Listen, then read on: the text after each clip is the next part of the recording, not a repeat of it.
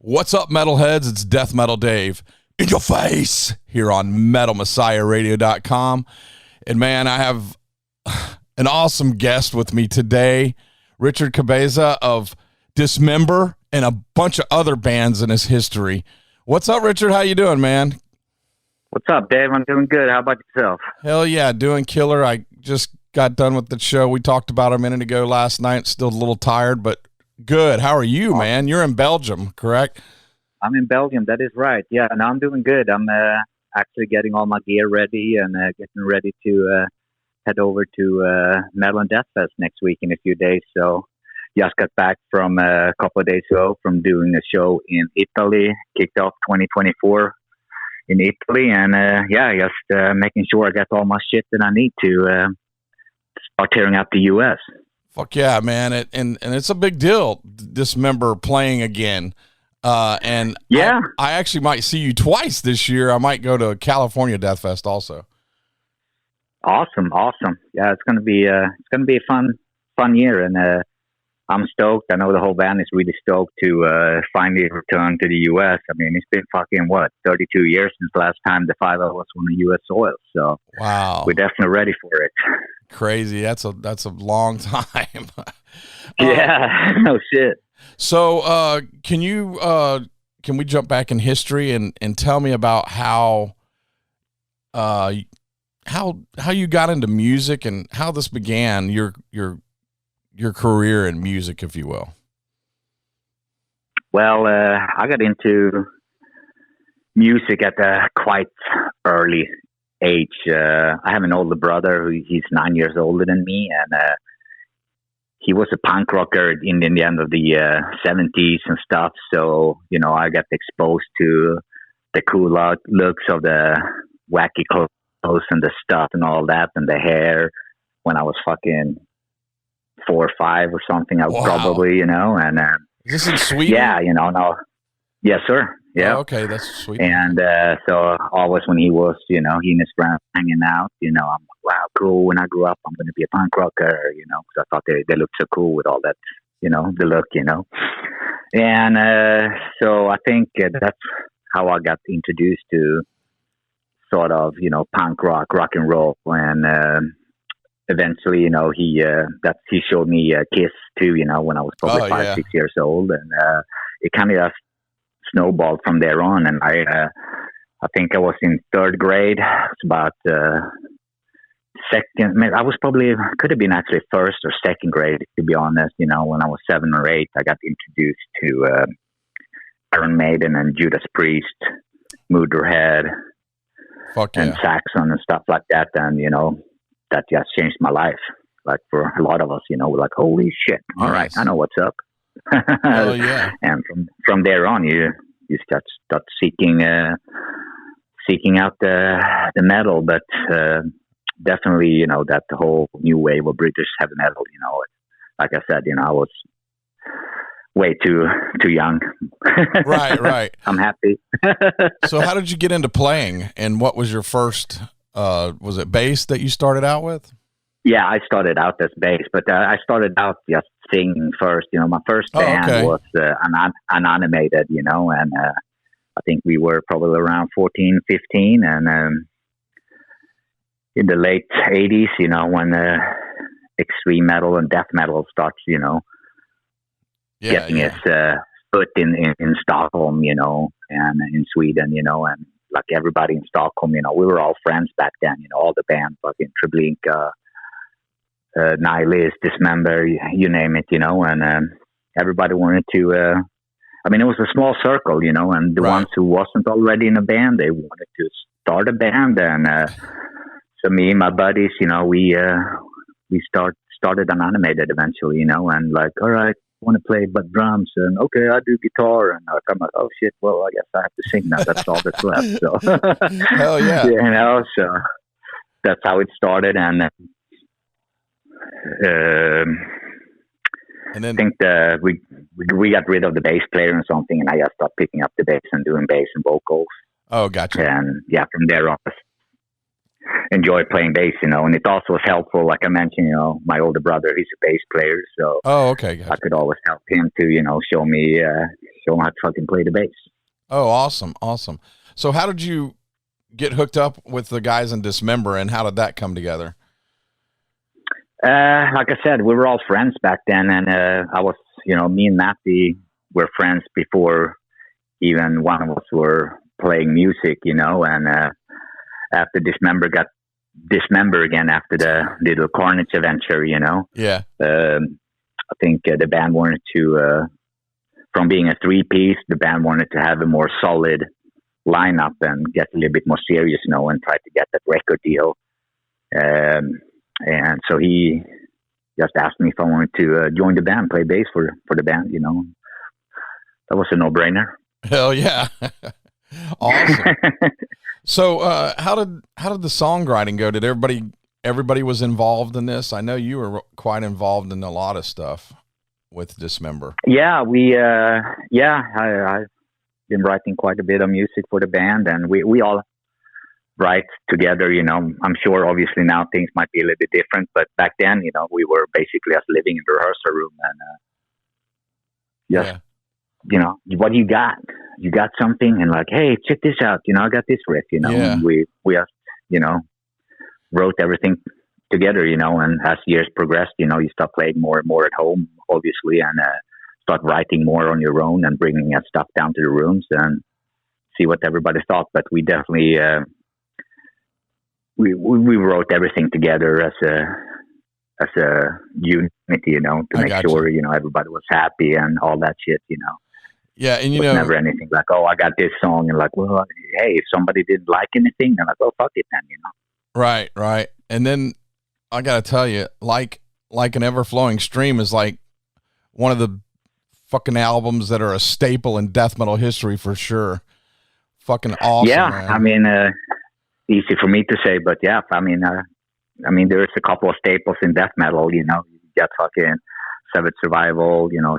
Yes. Scream Bloody Gore, Altars of Madness, and, you know, and so on. And fucking, yeah. Like an Ever-Flowing Stream is definitely one of those, you know. The top 10 albums that fucking paved the way for this music and laid the foundation. So. Hell yeah, man. You were the considered one of the, I guess, one of the big four of Sweden. And to be in that, they say. Yeah. To be in that group is awesome.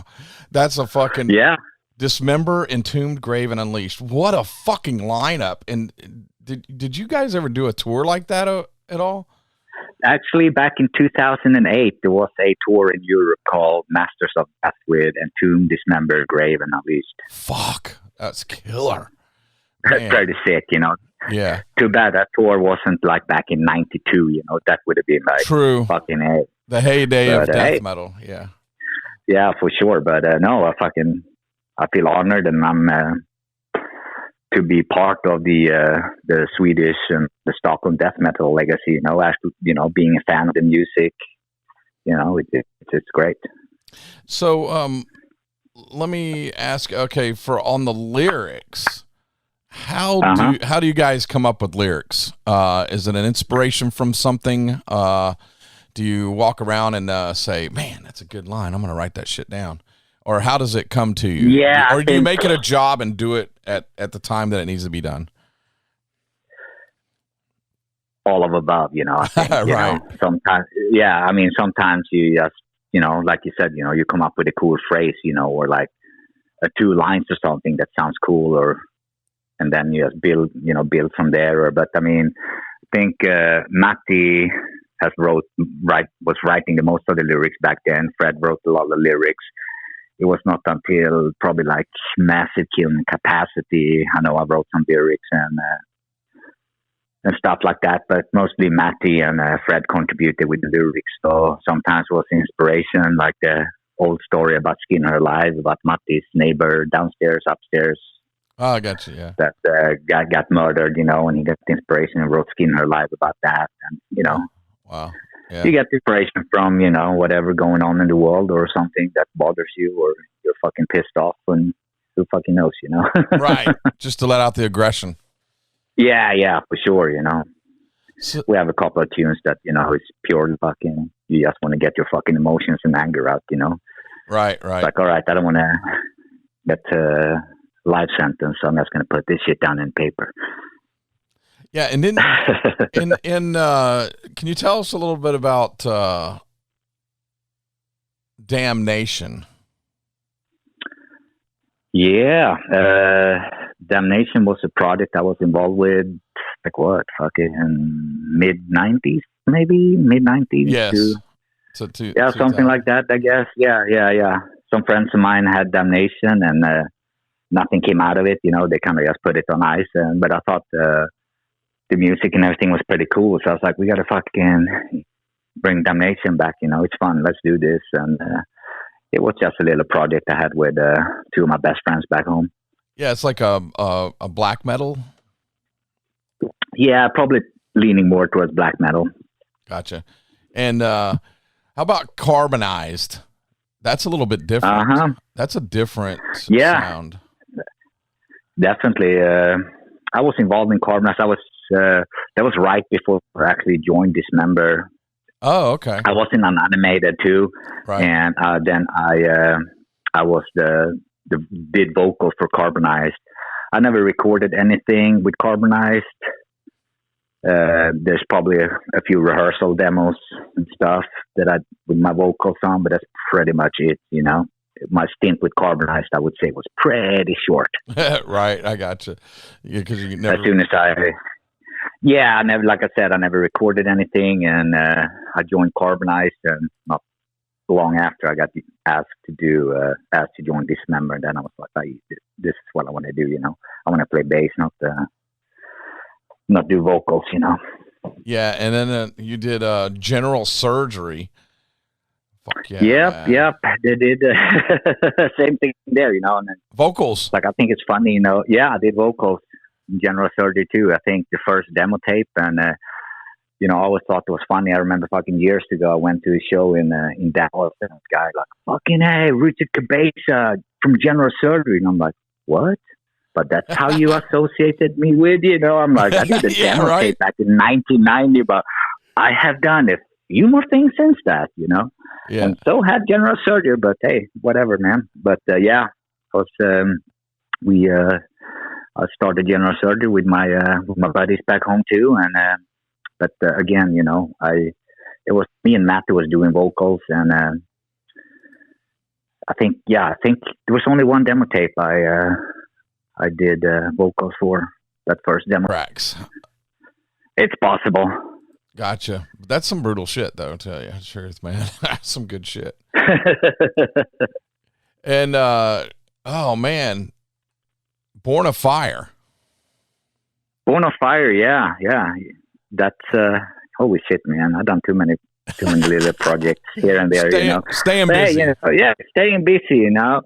Sometimes in between when you got nothing going on with your with Dismember, you know, and since you know so many musicians and everybody's in the same boat, you know, so I think that's another project. I think it's a little bit. I haven't heard Born of Fire since we probably recorded those songs in the studio, which is, you know, fucking 20-something years ago. But I believe it was a little bit more trashy. Right. My good friend Frederick, the original guitar player from Unleashed, you know, he had some songs and wanted me to do bass with the band. And I was like, yeah, let's do that. And we released a 7-inch, and I think that was that. That was all of that. Gotcha. When nothing more came out of it. When did you move from Sweden to Texas? And in what time did you do that? What Correct. Year? I moved. So since we're talking about all the projects, I did bass for Dark Funeral for a few years. I was their that's right. live bass player, and I did a U.S. tour back in 2002 with Cannibal Corpse and Incantation and another band from Texas, I think Pissing Racers. But yeah, I did were main support for Cannibal Corpse in 2002, and I met my first wife there. Awesome. So I moved. Yeah, so I moved a couple months later to Dallas, Texas, and stayed there for 20 years. Did you have any other family there, or is just? No, it was just me, and I have 2 children who's still in the U.S. Okay, gotcha. And then I guess you had jumping back into Dismember era.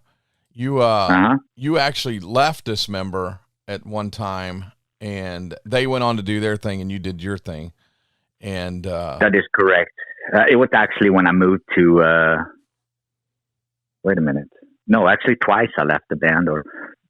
I left the band back in end of '97 after we did death metal tour. Mm-hmm. I moved up to Norway and did a very short stint with Satyricon. Oh, okay. And then I moved back to Stockholm and just didn't do anything for probably a year and a half. And again, Matti Dismember did that Hate Campaign album when I was not in the band, and they had Charlotte Youngju on bass then. And then they started having some shows coming up, and they didn't have a bass player for the live shows. And asked me, since I knew the songs, if I could just, if I was interested, just help them out to do a couple of shows with them. And for obvious reasons, it just made sense for me to just continue playing with them. You know. Nice, hell yeah. And then a few years later, after that, I decided to move to the U.S. and so I left the band then too, so they could move on to make things a little bit easier, you know. Right. Things were different back then, you know. This long distance member thing that things works out really well today. It was a little bit more different 20 years ago, you know. Exactly. So, yeah, things have changed, you know, technology and everything. Now you can send files to one another and fucking practice, record, you name it, you know. Right. So you also you did a band while you were in Texas, Rape, Pillage, and Burn. That is correct. And that's pretty wild. That's a wild name. Yeah, we got a lot of backlash for that. I'll tell you that. It was back in the MySpace days, you know, we opened up a MySpace page and dude, fucking, it was just 10, 20 emails a day from people like thought it was awful because the name was so long, so it just popped up as Rape Pill. But people thought it was an awful title, you know, which we did not think. It's a great title. And same thing, we opened up an LLC under Rape, Pillage, and Burn, and they did not like that and had to get lawyers and everything involved. But anyway, different story. But yeah, we did Rape, Pillage, and Burn with my good friends from Divine Eve, another great Dallas band. And so we did Rape, Pillage, and Burn there for a little bit. Nothing really came out of it. We did a self-released EP. That's about it. And you did vocals and bass on that one? No, I did only bass. Only bass. Okay, backing. I only played bass on the. Yeah, maybe some backing vocals possible. You know, I tried to do vocals, but I guess the years has passed and it was just too hard. I'm like, fuck this. Right. I'll leave this. There's people doing this a lot better than I do, and fuck this shit. You know. I got you. Hell yeah. And but then, hell yeah. So yeah, no, go ahead. No, go ahead. I'm sorry. No, it's but no, it was fun, you know. Just staying active, playing music, you know, and a lot of the music was a lot of leftover Dismember stuff that I had that became Rape, Pillage, and Burn. Oh, okay, gotcha. Burn. So the sound was, I would say, very Swedish for being a Texas band, you know, for obvious reasons. But right. It is what it is. Oh yeah, Texas has a killer scene down there, man. Yeah, sure. There's a lot of good bands, man. I mean, fuck, they got a killer scene. I just went to Houston for a Hell's Heroes Fest. Phenomenal. Oh, right on. It was awesome. But so then you moved. How did you move back to Sweden? I never moved back to Sweden. Oh, you went to Belgium. My bad. Yes, sir. No, I moved to Belgium last year. And then what made Dismember decide to get back together and do some things again? Well, basically, after they threw in the towel, when was it? Back in 2011, I think. Right. Yeah. Something like that. yeah. No, David wanted to. I think he just missed playing, and he was fucking. I want to play again. And I think he got in touch with Fred, like, hey, we should do Dismember stuff, we should, and I guess Fred was, I mean, after a while you just get that fucking urge to fucking play, and you miss what you have done, right. And especially if you're a musician, I mean, there's no reason why you should not, and so we all just start talking again, and because there was, if the band was going to continue and do shows again, it had to be the original members, it had to be the five of us, it wasn't going to be Fred, David, Matti, and maybe two other guys, or, it had to be the five of us, the fabulous five. Hell yeah, that's killer though. So back in 2016, Fred called me and asked, told me what was up, I was like, hey, we're talking about maybe do some shows again, would you be interested, to fucking start playing again? I'm like, fuck yeah, man. It's about fucking time, man. I've been waiting for this call for a while. Hell yeah. So are you guys, what do you have planned right now as far as shows? You got Maryland Death Fest, and we got Maryland Death Fest. Like I said, we just did Italy last week. It was great coming back to Italy. We always had a great following in Italy and great shows, and they didn't let us down this time. And here coming up in a few days, we got Maryland Death Fest. Then back to Sweden to do a big festival there called Sweden Rock Festival. After that, we got another European festival. It's what's it called? Hellfest. Okay. Hellfest this year, France. And and then back to the States again we're doing a show in New York in August, and finally back to my good old Texas. We're doing a show in San Antonio the day before we do New York, and then I think we got a show in Mexico, and then back to the States again, doing Chicago and California Death Fest in Oakland, yes. And some more shows in Sweden, and we'll probably pick up something in between as well. But that's what we got for the book so far. So are you guys planning on a new album? Yeah, we do. We've been talking about the new album for quite some time now, but we've been busy the past couple of years just doing shows again. We have so much fun with it, getting back together has been a blast. I mean, from the second we all five met again back in 2019, we did the Scandinavia Death Fest. That was our first reunion show, and when we met in the rehearsal room that first time, it was just time traveling back to 1991, 1990 again, Hell yeah. That's awesome. The feeling was just amazing, it's like time stood still, It was just great to be back together, and be the five of us and doing what we do, Yeah. So we have been enjoying doing shows, but, we're writing music individually. We haven't really talked too much seriousness about when and how, but, we, every so often we talk about it, and, we're back on Nuclear Blast again, and, but yeah, we're definitely going to do a new album, maybe next year in 2025, we start focusing on getting a new album back together, put an album together, start that process. Hell yeah, man, we got to do an album, man. We all want it, and we got to do that, I think, Yeah, the fans want it for sure. The fans want it too, I know that, and, and of course we have very high expectations on ourselves as well. So things got to be right. It's got to be fucking right. It's got to be a good Dismember album. Right. I understand. It's totally. It's gonna crush. So hell. But yeah, no, it will happen. It will happen. So an interesting note here. I was talking to you earlier about I was with my buddy Terry Butler, another legendary bass player. And oh yeah, for sure.